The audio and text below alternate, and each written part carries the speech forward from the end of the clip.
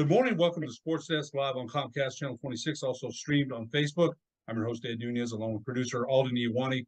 Our very special guest today is Portales head football coach Jaime Ramirez. His Rams are ranked number one, having a great season. By my count, averaging 46 points per game, yielding 4.5 points per game. Just beat 2A Nunez this past weekend, 38-13, who's a very well thought of team. Coach, welcome to the show. Thank you for having me. You know, Coach, the Rams are off to a great start. Dave, you've had you're 6-0 so far, and what's been the Nunez? Tell us a little bit about that game because Nunez is highly regarded, and that's a you were at Nunez this weekend. Tell us a little bit about that game. Well, first of all, Nunez has a great program. Greg Jackson does a great job over there, and we knew going into that ball game that even though there were two classifications below us, they were going to be a good opponent, and they proved to be. Very fast football team, and they tend to be good each and every year. I really going into that ball game knew that that they've been a consistent contender for a state champion each and every year. We've had Coach Jackson on the show. And as you mentioned, they run a good show out there, multiple looks on offense. They've got good players. They've got an established program. What was the challenge that you told your team? Your team is rolling right now. 4 shutouts. That's pretty darn good. And I think any team that's playing the way your Rams are playing has to feel pretty good about themselves. What did you tell your team before going down there? Every game's a challenge. I know it's a 2A team, but a very established, well-thought-of program. What was your message to your Rams last weekend? Just told them that, business as usual. At the end of the night, we want to be, 1-0. It doesn't matter who we're playing, what level, the ranking beside their name, that doesn't mean anything to us. We just want to beat the team that's in front of us. And I said, basically we can't take any team lightly. It doesn't matter what level they are or what ranking that they have. Portales has played some good football. There's no question about that. Anytime you're averaging 46 points 46 points per game, Nunez actually put up 13, which against the Rams defense has been pretty good. Your defense has pitched 4 shutouts. What's been the key to your defensive, ability to shut people out? That's not easy to do. You shut out Highland 45-0. Highland's gotten a little bit better since the opening game.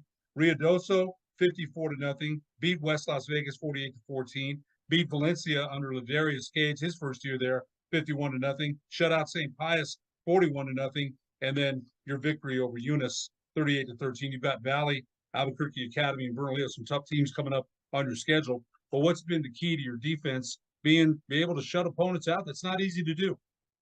Well, just playing assignment defense is number one.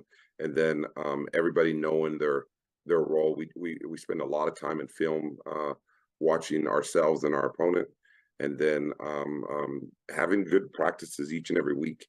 We feel that you play how you practice, and our practices are intense and our practices are fast, and so we tend to get confidence each and every week by putting in the work. And I think that's what we've been consistent with what we do as a staff, and then as our kids have bought into what what we're doing as a program. Middle linebacker Manny Chavez has 64 tackles on the season. You talk about playing fast. That's a 6'0", 170-pound kid. You've got some other players too, but that stood out to me when I saw how many tackles that he's made on the season. Talk a little bit about his ability from the middle linebacker position to run down tacklers, side-to-side speed. I'm sure you've got other players you want to mention too. Talk about Manny Chavez a little bit. That's a lot of tackles to have. Well, I think that his success is due to the fact that our D line is so fast, and we get penetration with our D linemen, and all of our D linemen move very well. We have Nehemiah Yorfie, one of our ends, Jalen Newburn, one of our other ends, and then our nose, Abraham Dinar, and then we have guys that sub in and get in there, Ricoberto Hoguin. And we have Tony Rodriguez and ex Lujan, just a bunch of guys that are switching in and out, keeping our defensive line fresh. and then which allows our linebackers to run a little bit free when they're having to try to block our D line. Our linebackers are, you know, free to attack both the run and the pass. When you've got defensive linemen, we saw that happen to the New Mexico Lobos on Saturday. UMass had two guys in the middle of that line that were very hard to block. So New Mexico had a hard time running. So when you have defensive linemen, you know, eating up a lot of blocks, you've got your linebackers flowing to the ball. So if your defense is based on speed, it must be very hard to run up the middle or even side to side because you've got defensive linemen, as you mentioned, with speed, and then you've got the middle linebackers doing their jobs and making the tackles, which I'm sure is what you want. Right, and that we play a 3-3 stack, and so we have linebackers that both run well and fill the holes well, and so with Manny Chavez, we have Leighton Faust, and then also Dallas Lozano at the wheel linebacker, and then our outside linebackers, we have Devin Diaz, who has 8 interceptions on the year, and then we have Santino Espinosa at the other outside linebacker. Then our secondary is free safety Tommy Lopez, and then our corners are Tillman, Richards, and then Xavier Tarpey. So you play a lot of one-on-one coverage with your cornerbacks. You're able to do that.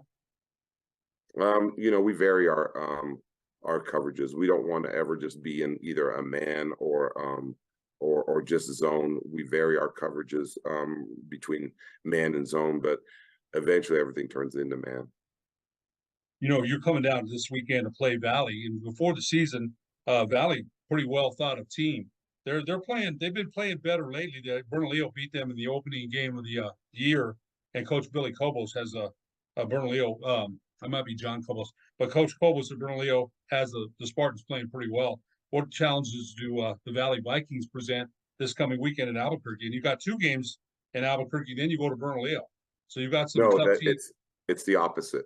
Oh, both okay. Valley and Academy come to us, and then we go to Bernalillo and then finish up at Lovington. But okay, yeah, that's right. My mistake. Yeah, you got two home games here. Yeah. Yes, and so Valley's a good football team. This last time against Los Lunas, they had some guys that had to sit out a game, and so that wasn't truly their team that played against Los Lunas.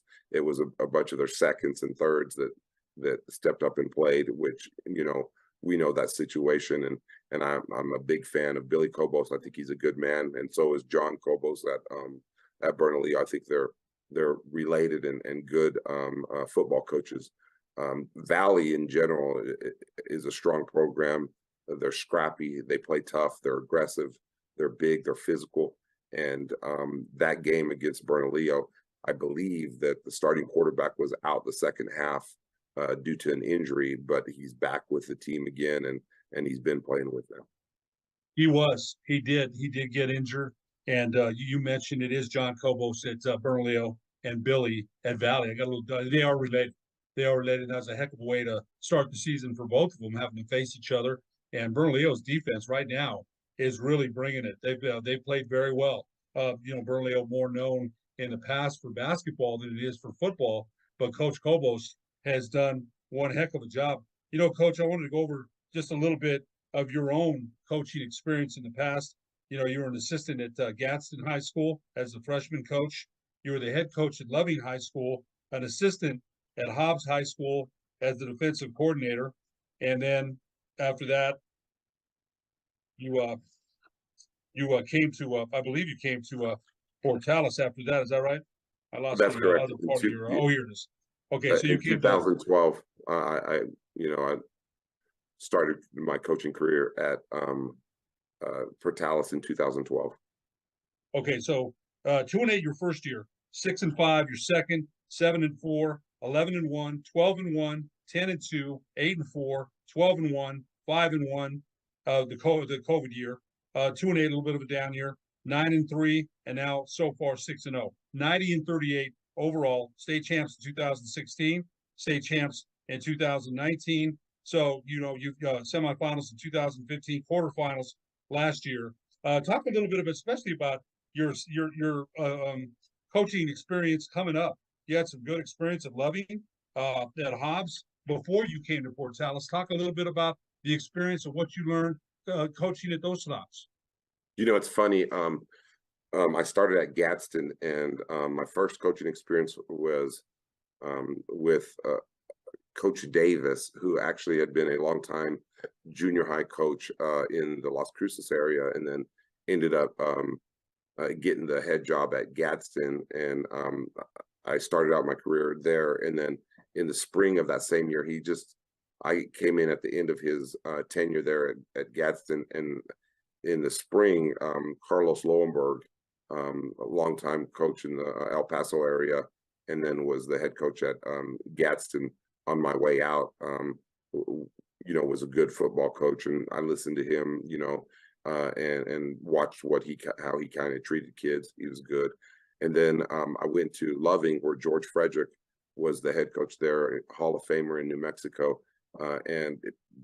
Actually, George Frederick has taught me a ton on not only the X's and O's, but also on how to treat kids and their families. And I couldn't have learned, from a better Christian man than George Frederick in terms of, how to treat kids and how to attack, any team that you're going up against. Great man in terms of character, and then also a great football coach. He's a Hall of Famer, I was blessed to learn under him, and then went on to Hobbs, Philip Roybal.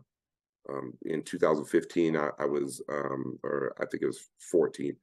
It was 2007. I had just finished my last season at Loving, and I thought I was going to step away for a little while, and I got a call from a buddy of mine that we had started our career at Gadsden, and he was the head coach at Beaumont High School in Beaumont Central in Beaumont, Texas. And he called me and said, "Hey, I'd like for you to run the triple option over here," because I was running that over there at Loving at the end of my the whole time at Loving. And so I went over there, and I was in a crossroads, because I wasn't 100% sure that I wanted to go into Texas, because I'd already put in 14 years in New Mexico. And educators, we get to go to that magic number of rule of 75 or 25 years of experience. And I said, you know what, I better not jump ship. But Philip Roybal had left a message on my voicemail stating, "Hey, I'd like for you to be our defensive coordinator at Hobbs High School. Will you come and give it a look?" And that was on my way home from that trip to Beaumont. And Coach Roybal gave me an opportunity over there. And then Bruce Dollar went in there, and I stayed a couple years with Bruce Dollar. And then I actually got out for a year of coaching football. And then and after that point, I missed it so much. I applied for several jobs. The Valley job was one of the jobs that I was a finalist in 2011, going into the 12th season. And then it's funny, Gadsden, I was a finalist for that one. And then, I truly believe that God's had his hand on my career, and he placed me here at Portales High School. And I ended up getting the job at Portales High School in 2012. You know what? That's a heck of a story, heck of a journey. I think any coach has a story to tell, where they ended up, where they may have ended up, where they applied at, and where you're at right now. And just by talking to you, you mentioned, the God's hand and being in Portales and having the success you're having. Things happen for a reason. We a lot of us ask for guidance, from God, and I think that's a great story, because you learned a lot along the way. Every journey, every stop, you learn something, and especially what you said about the Loving head coach and how kids are. I've coached too. I've coached with basketball, but you're always looking to find that button you can push on each player, and sometimes you can push certain buttons. And by you saying you learned a lot from Coach Frederick, is that what his name was? Yes, Coach Frederick. Okay, yes. So you learned a lot from him, and and you've got your own style too. I'm sure you have your own style, but I think you get more out of players. That doesn't work, the old style, those styles of the past, the yelling and screaming, and somebody might have been motivated by that then. That was what they did back then. But things have changed now. To talk a little bit about that, about coaching kids today, because it's a challenge. There's so many more challenges that kids have in today's world. Talk just a little bit about the challenges of coaching today's high school athletes. Well, I think some things that have stayed the same is when a kid knows that you love them, and the kid knows that you're working hard for them and you have their best intentions, you can still press buttons and push kids and prompt them in the way that they need to go. And it's not my style to just go off on a kid. The things that I do get onto kids, and I still get onto kids, and is stuff that deals with effort and attitude. We're big on effort and attitude, and I do get onto them like that. If there's one way that I'm going to get onto a kid, it's not because he missed an assignment, not because he doesn't know what he's doing, or he's not doing it with stepping the right way or coming off the ball like he needs to. It's more effort and attitude, and I think that's what I'm always coaching, is their effort and their attitude. Because characters, I think you win with good character. I think that a lot of the kids these days, they want to know the boundaries. They want to know, where the line is drawn. And we draw a hard line here at Portales High School, and the kids toe the line, and they do a good job for us. I think the reason that I've stayed here in Portales for 12 years and I've been blessed here is because, number one, I think that we as a coaching staff, we coach our kids hard, and the parents appreciate that. We come from a community that's a hardworking community. I don't have a lot of kids that are on my team that come from money, which in my opinion, that's a benefit. And then the support from the community has been tremendous here at Portales. If I tell you all the things that the dads and the booster does for our team, you would be amazed at what they do for us. And it's special. I think that's the nice thing about living in southeastern part of New Mexico, is that we still love football like we've always loved it. And I think it's a blessing for me to be here. And that's kind of how we've approached it. Our kids respond, and we do coach them hard. Coach, all those things have led to the Rams' success so far. We're going to take a break. When we come back, we'll talk more about your offensive side of the football after these messages on the sports desk.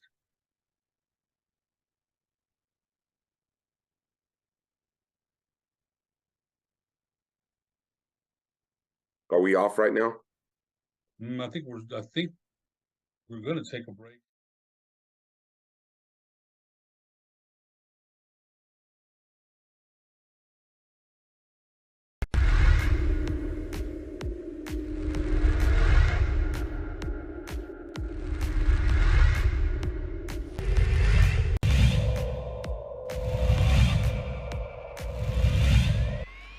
Brody back to pass, 5-step drops, got plenty of time.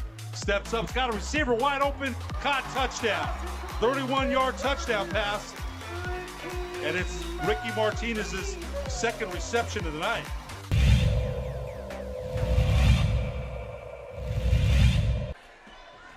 Here is Hansen, blocked.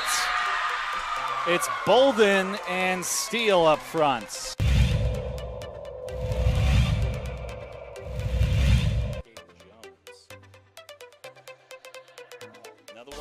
Dangerous. This one's chipped over the top, and there's the opening goal of the game, and it belongs to the La Cueva Bears. Bears players will celebrate down there as it was flicked up and over. It's Mari Kemu.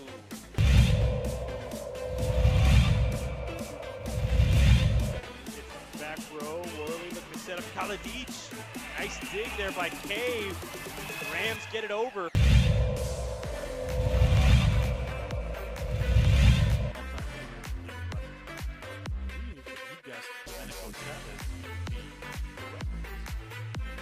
He's out. And he's gone. Is gone. It's McGill down the sideline, and Mamba out. Kobe scores.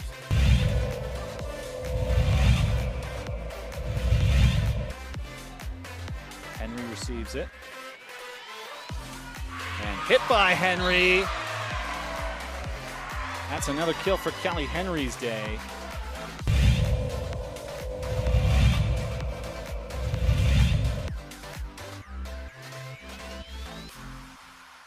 Great toss. And there's another goal for the Bears. Make it 2-0. Second and 10 for the Bulldogs at their own 41-yard line. Rand will roll right on the quarterback options. Got some blocks. Rand cuts it upfield. Good run by Rand. First down and more. Rand still in the open field. Got one man to beat. Rand is going to go all the way for an Albuquerque High touchdown. So on an option run by Rand, he's got a 61-yard touchdown run for Albuquerque High.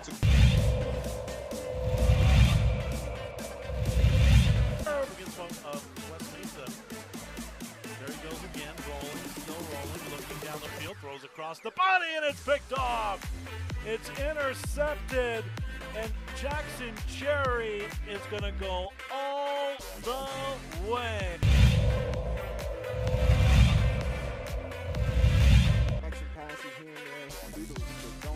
The play is blown up. It's a scoop. Can the big fella Mason Posas go all the way for the house call? Yes, sir. Posas in.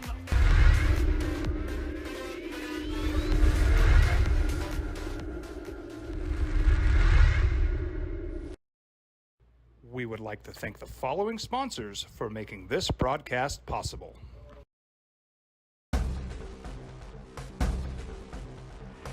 A burglary takes place in the United States approximately every 15 seconds. International Protective Service is your answer for commercial and residential security in all of Albuquerque. IPS will work with your monitoring company for fast, reliable response times. You can rest easy knowing you, your family, or your company is watched over by International Protective Service. Call International Protective Service today.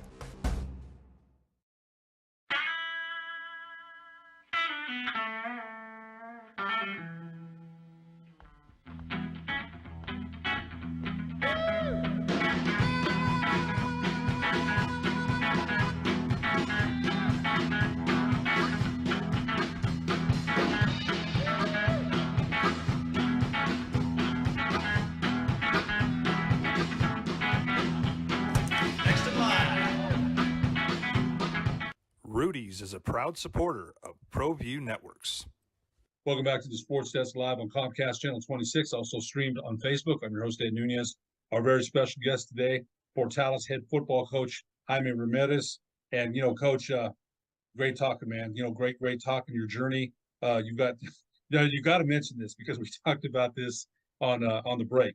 What your dads do before the game. Can you mention that? And what your moms do? The team support you have is amazing. Talk about that because that has to be mentioned. Tell us about what your dads do before the game. Well, like I said, we have great support here in the community for the football program. The dads get together, and every game day, whether we play on Friday or Saturday, they're here at 6 a.m. Cooking on discos. They cook us eggs with bacon and sausage. Excuse me.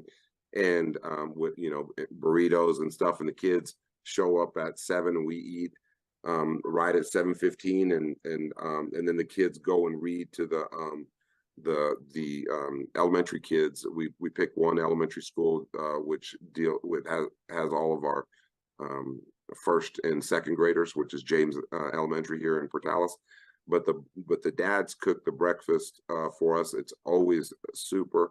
And then on away trips, the mothers make goodie bags for the boys to take with them on the bus. And then every Thursday night, a company or a restaurant in our community sponsors our team dinner on Thursday nights. And so we are super blessed here at Portales, and all of the community seems to get behind us and support Ram football. What awesome support there that you have, and again, community based. And I told you I went to school in Eastern New Mexico. It's a small town, but when you have and I told you that, I still remember going to Melrose for a championship 6 or 7 years ago, and the whole town's there, the cows on the field, the bells. You don't forget that. You don't forget that atmosphere. I never forgot it. Every game in this state, if you're playing for a championship, is a big one. I don't care what class it is. It's important to that town, important to the people that live there. It's important to the community. So the success that you've had or having, with the Rams this year, I can just see that. What a beautiful event that's got to be every Saturday. It really does, because it brings everybody together, and the town is behind you as well. We talked a little bit about your defensive side of the ball. Would you tell us a little bit about your quarterback, Paxton Culpepper? You've got some good rushers too. He has 243 yards on the season. Number 12, Zach Radloff, has 235 yards on the season. You've got some good receivers. Andrew Ontiveros, 13 grabs for 279 yards. Talk to us a little bit about what your offensive system. You mentioned your defensive system. The down linemen are very good. Your linebackers are good. You've got speed. Talk a little bit about your offensive side of the ball. Well, it starts with, that O-line. And so, coming off last year, we had lost 4 out of the 5 starters.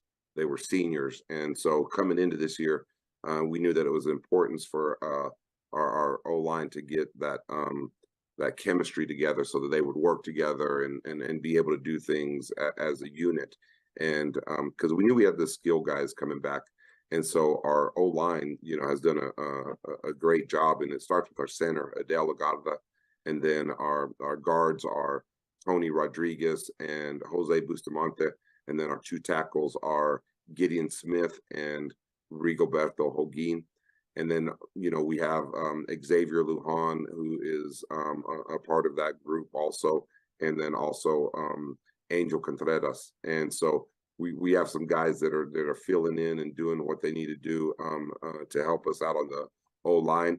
But really, our skill guys, it starts with Paxton Culpepper. He is an accurate passer, and he does a great job of running our offense. Super smart kid. And then our running backs, Zach Radloff and Caden Cordova carry the brunt of our run game. And then our wide receivers, Zane Mayberry and Braden Beck, are 2 wideouts. And then our 2 slots, Andrew Ontiveros and Tommy Lopez. Tommy Lopez is one of the only 2-way starters that we have as a skill guy, which is pretty good at our level, to be quite honest with you. And he does a great job at free safety and then also at that left slot for us. Got about a minute left. You mentioned Paxton Culpepper. He's efficient. He's only thrown 3 interceptions, averaging 217.3 yards per game. You and Bloomfield kind of circling each other a little bit. You won't play each other in the regular season. They're the defending champs from last year. So they're playing very well this season. So we'll have to see what happens towards the end of the season. You got some games left. You got to take care of business there first. What's it going to take for the Rams to bring home that blue trophy? And what I tell everybody is that we focus at one game at a time. Right now, Valley is our main focus for this week. And I try not to get ahead and think about, the playoffs or think about any of that stuff. That's just me personally. The coaches get mad at me because I won't even look at game film from another team if they're 2 weeks out. I only look at game film for that team that we're playing. Now, if I'm looking at film and breaking down film on an opponent that happens to be playing somebody that we're going to play in the future, of course, I see things within that, but I'm focused only on what we're doing this week. Just because I've been, you've heard the term, you got to stay humble, be humble, or be humble. And so yes. That's the kind of mentality that I have when I'm just playing one team. Like right now, my only goal or my only mission right now is to beat Valley this week. Coach Jaime Ramirez, the head coach of the Portales Rams, the #1 ranked team in 4A football. We sure appreciate you being our guest today on Sports Desk. Thank you for having me. I appreciate it. You bet. For producer Alden Iwani, I'm Ed Nunez. We'll see you next week on the Sports Desk.